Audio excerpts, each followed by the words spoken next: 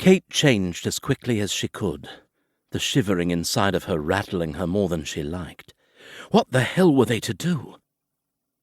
Once she finished, she wrapped a plaid around her, then donned her mantle again, her fingers so cold it frightened her. She'd been in these temperatures multiple times, but she'd never had to camp overnight in such conditions. She watched as Bryn struggled with the fire, his hands also shaking, and was relieved when he finally managed to spark a flame. After checking both horses and taking a quick peek outside to see nothing had changed, she moved near the fire at the back of the cave, warming her hands before shoving them inside her mantle for protection. "Is that all the wood you found?" Her gaze searched the area, fear overtaking her belly. He pointed to the few small pieces he'd set aside. "Our last resort when this is done." "Will it last long enough?" She didn't finish her sentence, because her mind didn't wish to complete it. I dinna think this snow will last long. We could be moving before dark." "But 'twill be dark within the hour. We'll never move in the middle of the night." Bryn let out a loud sigh as he stared out the mouth of the cave. "It has to stop snowing first.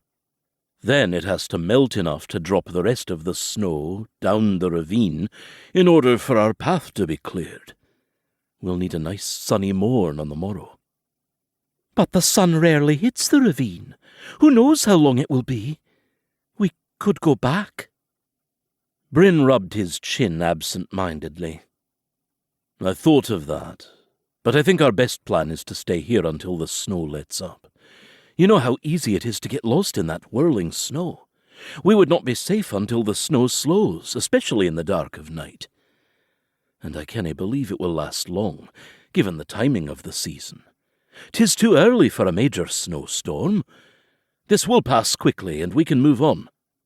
Once we get on the other side of the ravine, the coastline is not far. There'll be no snow, and plenty of dry wood once we make it to the edge of the river. Bewley Firth is less than 2 hours from the ravine. Once we are there, the rest of the trip is easy travelling.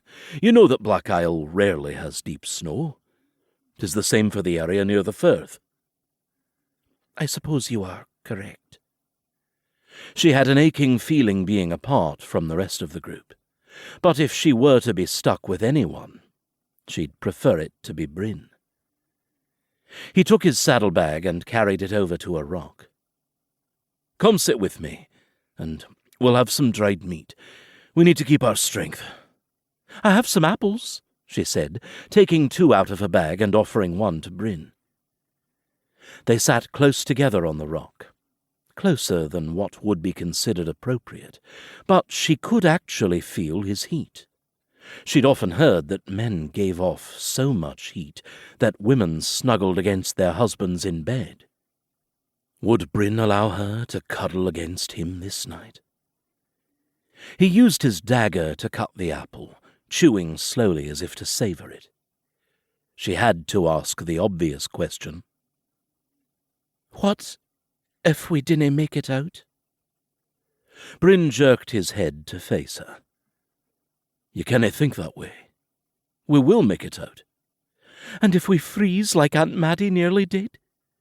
Everyone knew the story of her near-death experience. "Aunt Maddie was alone. 'Tis the difference. We have each other. I'll keep you warm. You have my word of honour." She didn't comment, instead chewing on a piece of dried meat. "Just to make conversation, suppose we dinna make it out. Have you any regrets?" "Regrets?" he asked with a surprised look on his face. "Truly? What kind of regrets do you mean?" "The kind that you regret not doing something before you die. Something you wish you would have done." She had her own couple of things, but wasn't sure if she trusted him enough to share her inner thoughts. "I suppose." "I do too." To keep listening to this audiobook, I've left you a link in the description so you can do it, at no cost thanks to Audible's 30-day free trial.